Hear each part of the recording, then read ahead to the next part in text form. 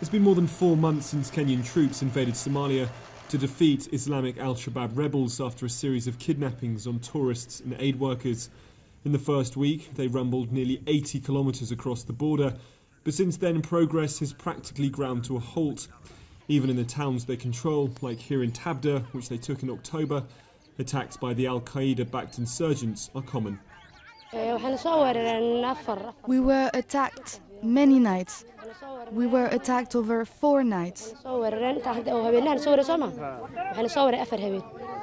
Al-Shabaab have branched out ever since African Union troops from Uganda and Burundi forced them out of the Somali capital, Mogadishu. Residents do say life is getting better. At least aid can now reach them. The Kenyan Army's ultimate target remains the port of Kismayu, Shebab's stronghold in southern Somalia. Controlling the coast will also help stop pirate attacks, but securing the port is a long way off.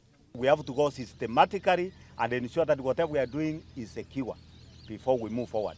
And we are determined we'll make it to Kismayu as and when the time comes.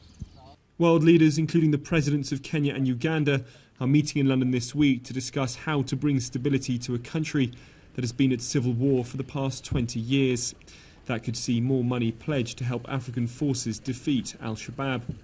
But if and when the insurgents are expelled, dealing with the various heavily armed militia groups like the Ras Kamboni Brigade that have also been fighting al-Shabaab will be the next challenge.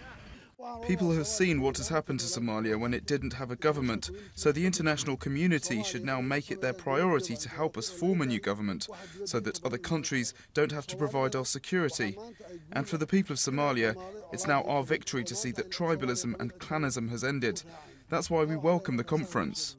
Despite a massive African Union effort to close in on al-Shabaab from all sides, peace in Somalia is still a long way off.